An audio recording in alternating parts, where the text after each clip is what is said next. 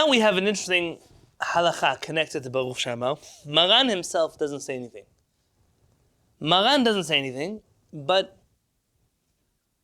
here the son of Rabbi Ovadia Yosef extrapolates from other places in halakha to write these halachot. And I have to tell you in advance, I'm going to read to you something here. And then I'm going to show you his halachic logic. But before I share that, a teacher must disclose their bias. I am biased because I don't agree. I don't agree because this entire section is about women and saying Pesukei D'Zimra. Can a woman say Pesukei D'Zimra? Can she say it with Hashem's name? Can she say it without Hashem's name?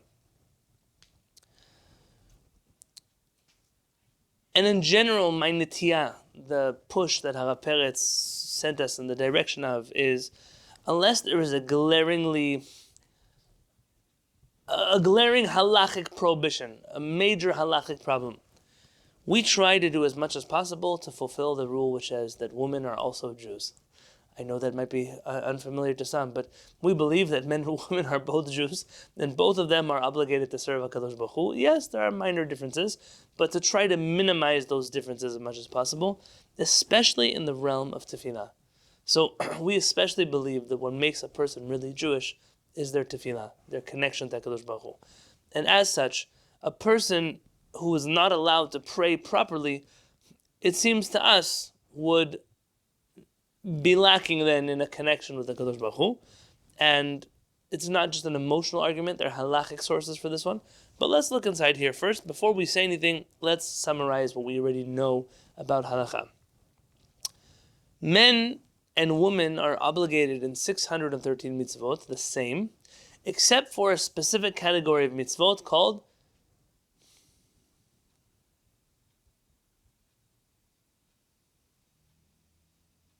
Go ahead. Time-bound. Very good. Time-bound mitzvot. Mitzvot aseh shazman garaman. So, time-bound mitzvot that are active mitzvot. I mean, not passive mitzvot. Or in English, they say positive and negative mitzvot. I don't like, what is a negative mitzvah? Positive meaning a mitzvah to do something, an active mitzvah. That is time-bound. Women are exempt from that mitzvah. Now, can a woman who is exempt from a time-bound mitzvah choose to obligate herself and perform that mitzvah?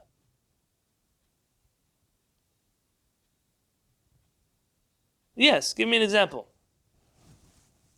A very common one.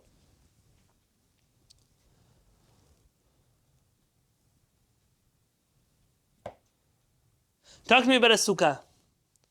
Are women obligated to sit in the sukkah? No. How many times have you seen women sit in a sukkah in your life? Many, many times. Is there a prohibition for a woman to sit in a sukkah?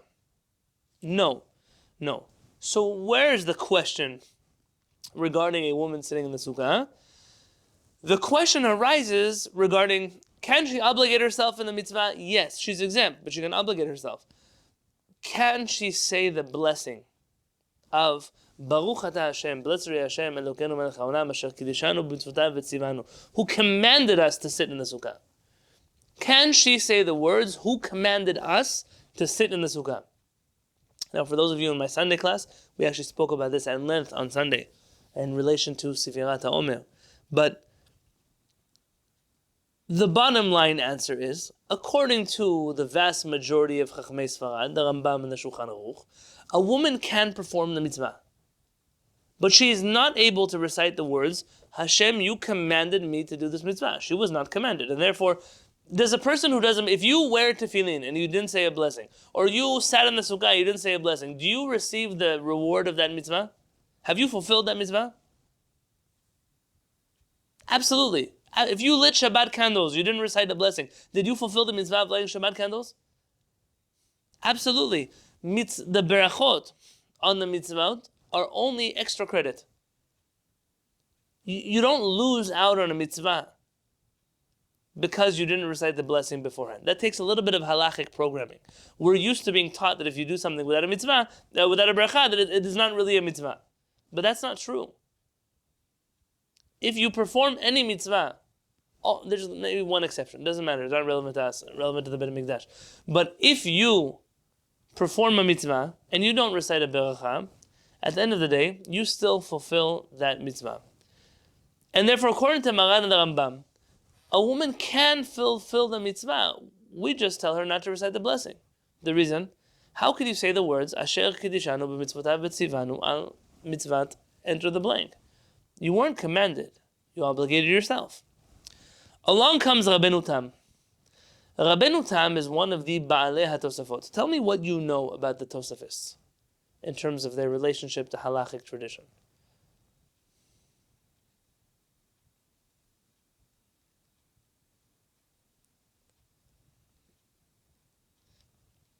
Okay, I'll help you out.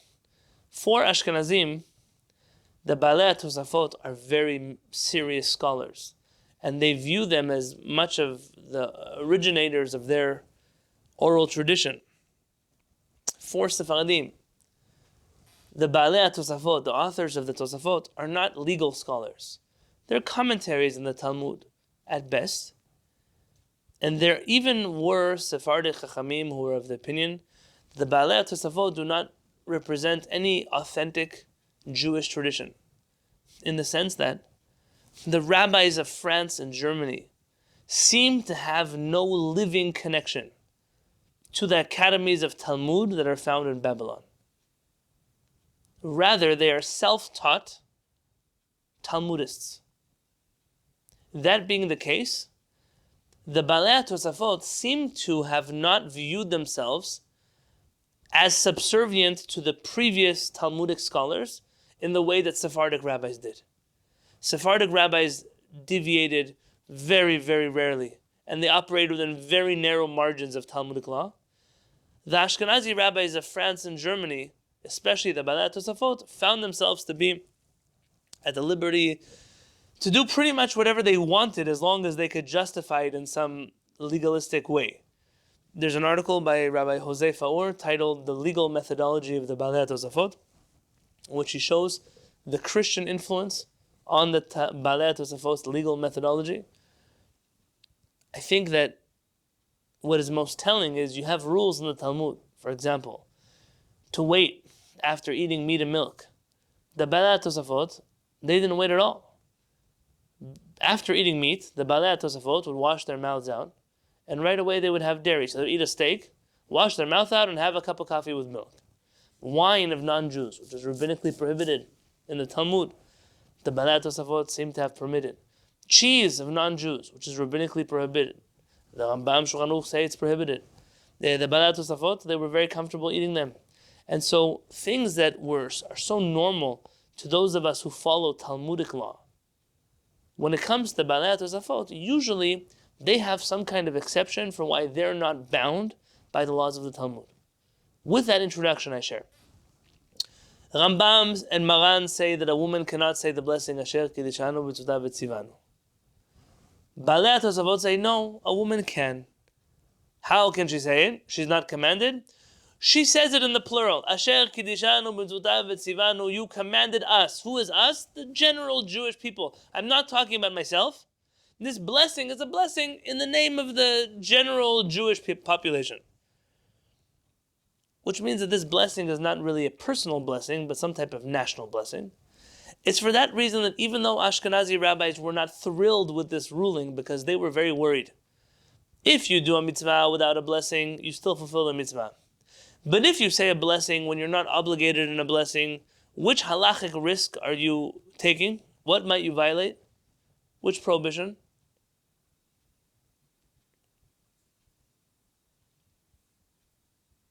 Reciting a blessing in vain. Very good. And which prohibition is that?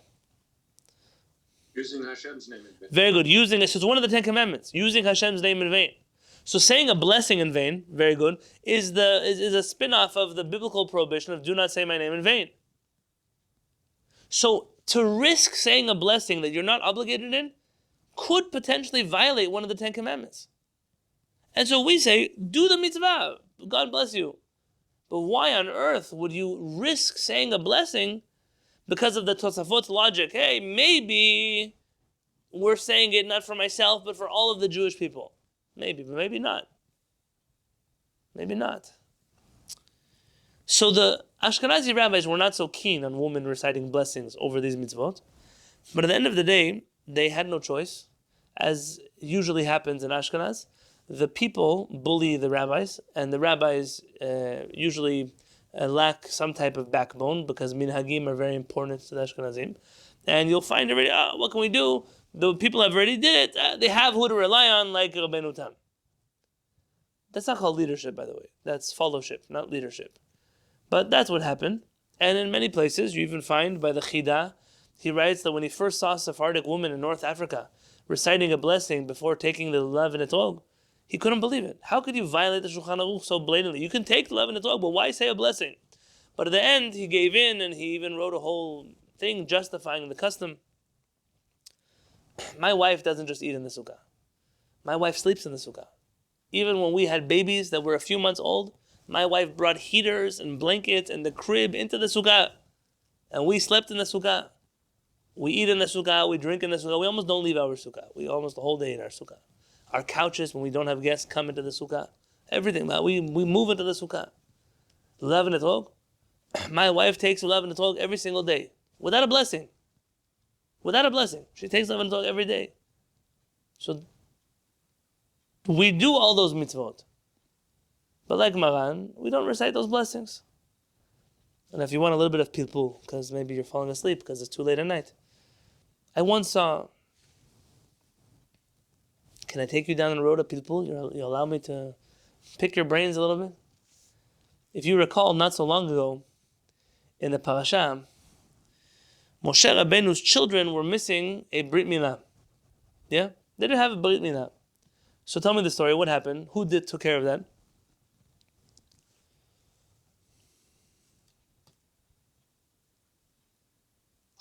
Tzipora did the Brit. Very good. Tzipora, the wife of Moshe Rabbeinu, she circumcised her sons.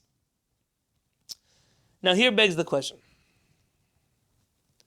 Can a person do a mitzvah for somebody else? Meaning, I'm a father. I have an obligation to do Brit Milah for my son. Can I hire a mohel who actually knows how to do Brit Milah to circumcise my sons? Can I do that? Yes, of course. Right? You can hire an agent to fulfill the mitzvah for you. Who can I not hire? Can I hire a non-Jewish doctor to do a Brit Milah for my son? No, why not? Because he's not part of the Brit. Very good. In order to be able to fulfill the mitzvah, you have to be equally obligated to fulfill that mitzvah. So an example, you're sitting around the table, you don't know how to read Hebrew, your glasses broke, I don't know, whatever story you have. You can't read Birkat HaMazon, you don't remember it by heart, the blessing after the meal. So you turn to the person next to you and you say, could you please say Birkat HaMazon out loud for me and I will listen. Can the person next to you say Birkat HaMazon for you? Yes. Can a woman say Birkat HaMazon for a man? Yeah, absolutely. Why? She's equally obligated in Birkat HaMazon as he is. What about a child? An 11-year-old child. An 11-year-old child says Birkat HaMazon because he's obligated in Birkat HaMazon? No. Rather, why does a 10-year-old, 11-year-old child say Birkat HaMazon?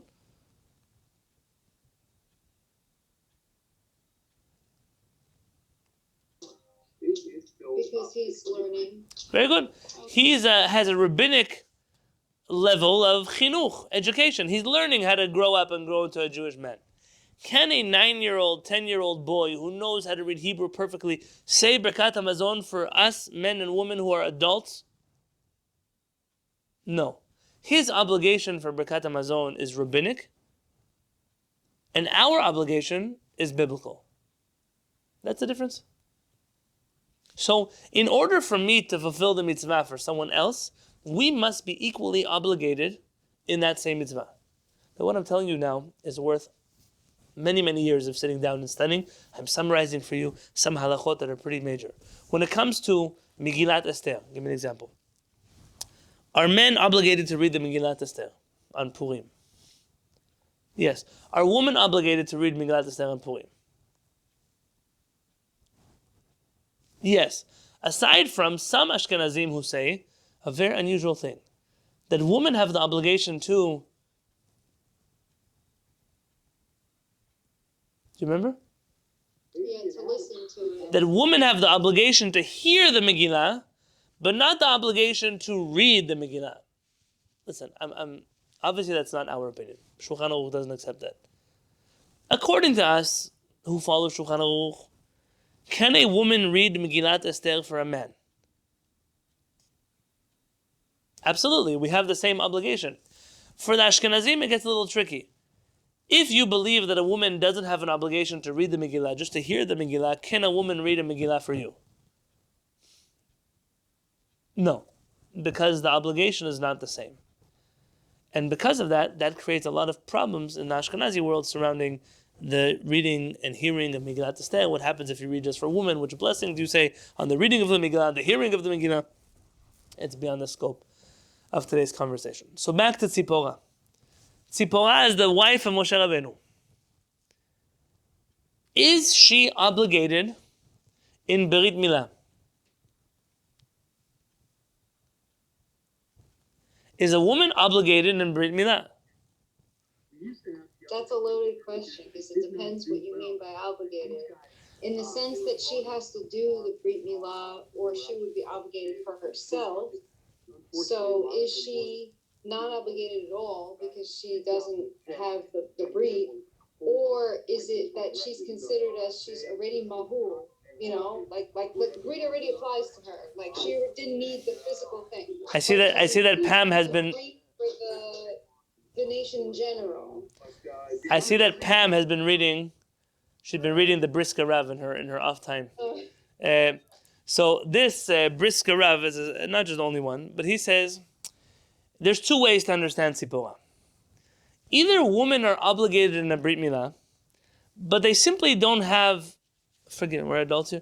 They simply don't have where to perform the Brit Milah. There's no need on their body to perform a Brit Milah.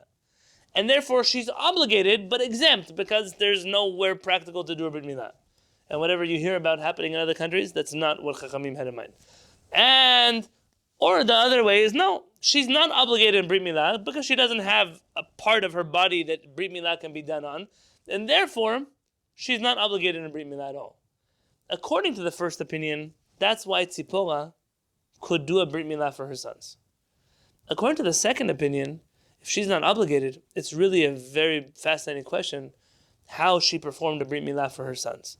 Now, I'm not going to try to reconcile halacha as we know it with things that happen in the Tanakh as we read it.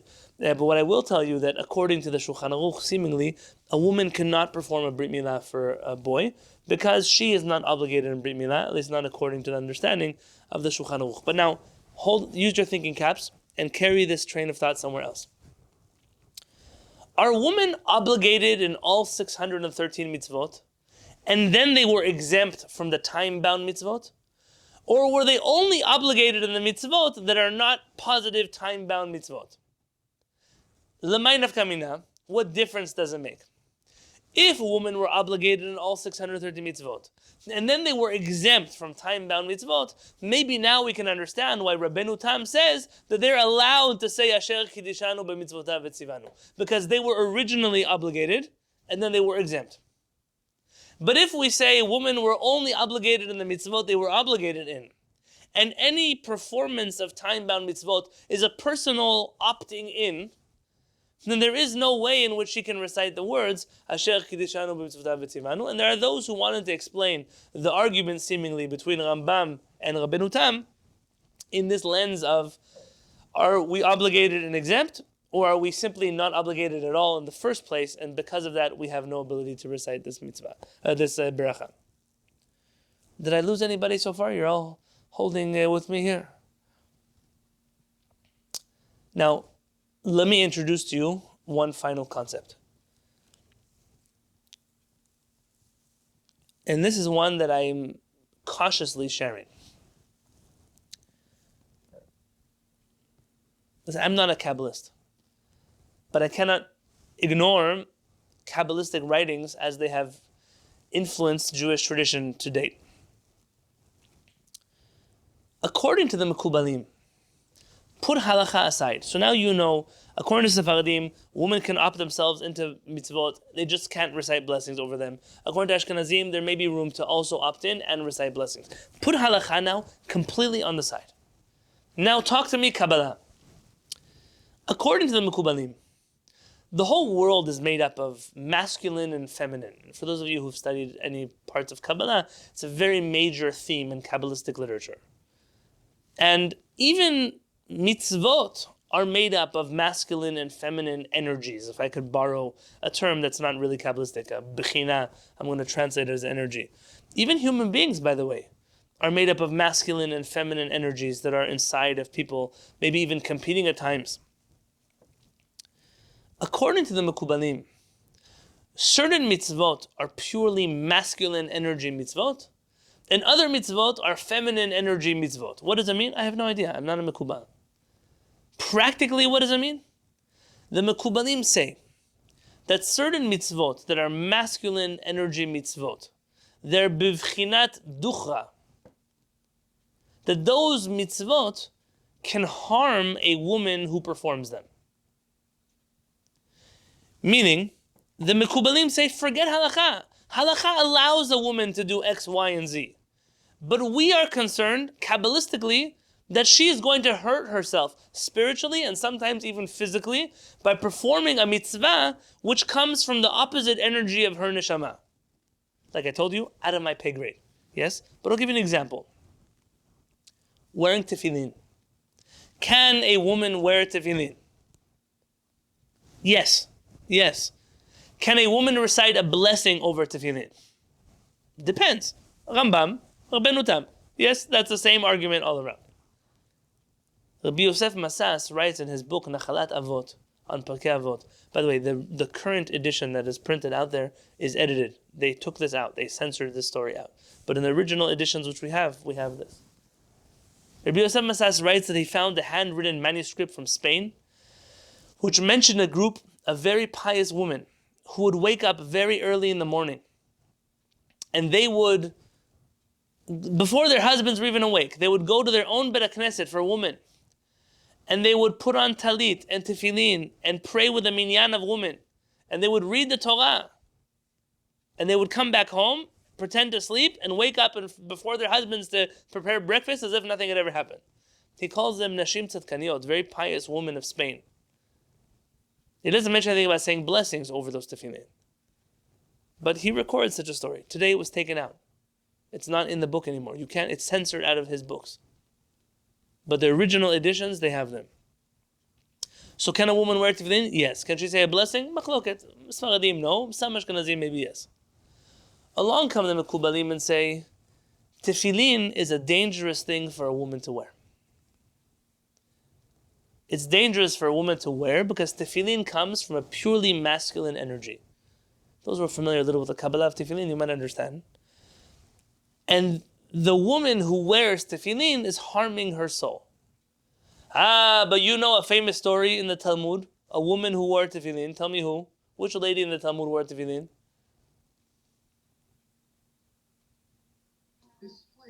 Supposedly Michal. Very good.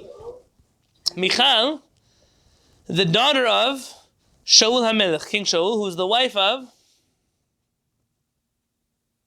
King David. King David. This is a very interesting father-in-law, son-in-law dynamic, just for the record. But here we always talk about mother-in-laws and daughter-in-laws. Nobody ever talks about Shaul and David as father-in-law, son-in-law. Michal, the daughter of Shaul, wears tefillin. And there's two different, there's a Talmud Bavli and a Talmud Yerushalmi. The rabbis in each one viewed her wearing tefillin differently. But the Kabbalists understand that Michal, the daughter of Shaul, wearing tefillin is not a proof that a woman can wear tefillin. Rather than Michal was the exception to the rule. Why? Why? Because Michal was a masculine neshama inside of a feminine body. Now, I'm going to pause you right here and say, I feel like I've come decades late to a conversation that has been happening in the West surrounding men and women and maybe everything that comes in between. There are old Jewish spiritual concepts that would help to address and soothe many of the spirits that are not at ease, not at rest. But today I am afraid to speak because you never know which direction of the world is going to cancel you and chew you up and spit you out. And I'm just, for those who are really Talmidim of mine and have sat with me, you've heard me. And for those who are listening on YouTube or wherever else you're listening to this, okay, you'll use your imagination. Michal is a woman, but her neshama is not. And because of that, she wears tefillin because she knows that her neshama will not be harmed by wearing tefillin. To the contrary, Michal had a struggle. She never had children. Why did she never have children? She never had children, some Mekubalim say, because she wore tefillin. What came first, the chicken or the egg? But they say something interesting, that when a woman has a child, it's not just a physical recreation, a physical creation of a body, but there's also the neshama that creates another soul that is put into this child. And a woman whose neshama is not feminine lacks the ability to give another neshama to the body that is inside her. And therefore she couldn't reproduce, not physically and not spiritually, and that's why she wore tefillin. The Ben Ish Chai says, but Michal is the exception, not the rule. The rule is that a woman who has a feminine soul should stay away from wearing tefillin. What other mitzvah is like this? The Mekubalim list another mitzvah that is very dangerous for a woman to do, according to them. Do you know?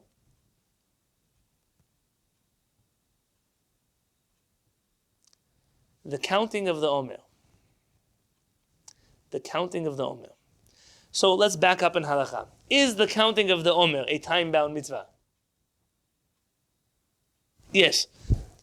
Can a woman perform a time-bound mitzvah if she chooses to obligate herself? Yes. Can she say the words Asher Kiddishanu b'mitzvotav v'tzivanu? Depends. Rambam and Shulchan Aruch? No. Some Ashkenazim? Yes. Fine. So far, a woman can recite Sefirat HaOmer with a blessing, without a blessing, depending what they do. The Mekubalim say, and this is again out of my pay grade, that the mitzvah of counting Sefirat HaOmer exists in the spiritual realm only to fix certain avirot, wrongdoings that men have done in their lifetime, and that this, it's like taking a medicine for a person who's not sick. Taking a medicine when a person is healthy is dangerous for them. And the Mekubalim say, so the Ben Ish Chai says, according to halakha, a woman can count Sefirat HaOmer without a blessing. But if she really wants advice from me, I would tell her not to count at all, even without a blessing, because it will hurt her if she counts, and she should stay very far away from counting the Omer. I'm not a Mekubal. In my home, I'll tell you what we do.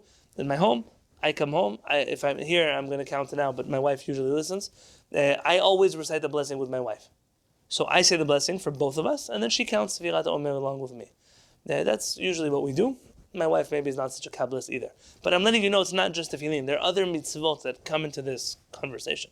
Someone on Sunday asked me, so is that why all this fighting at the Kotel about women wearing tefillin? And I said, I wish that the people there were worried about each other's spiritual well-being.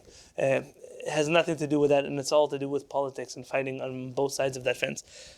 But that brings me now to Pesukei Dezimah. I'm not going to have time to begin this section on page 16. We're going to do that together on Monday next week, B'ezrat Hashem. But I want you to start thinking about this. Is prayer a time-bound mitzvah? We learned yesterday there are certain times which you're allowed to say Pesukei Dezimah and certain times which you are not allowed to say Pesukei Dezimah. If prayer is time-bound, can a woman pray? I know it sounds counterintuitive. I already told you that they can, right? If a woman can pray, can she pray with the same blessings that men pray with? And let me add one more wrench in the machinery. Is prayer a mitzvah? Or is prayer praise to Hashem? Meaning, does Pesukei Dezimah, right? Baruch She'amar, Baruch She'amar ve'haya ha'olam, Baruch Hu, Baruch Omer ve'oseh. Prayer, does it contain the words Asher Kiddishanu b'mitzvotav v'tzivanu? If it doesn't, and it doesn't, are we maybe dealing with a different beast of a blessing? Are there different rules that apply to blessings that are time-bound, that are not mitzvot blessings? And we're going to do all of that, B'ezrat Hashem, next week on Monday and Tuesday. Chava, thank you so much for learning with me. We're going to count the Omer together. Please don't be afraid. We're going to count the Omer together. And God willing, I'm here to answer any questions.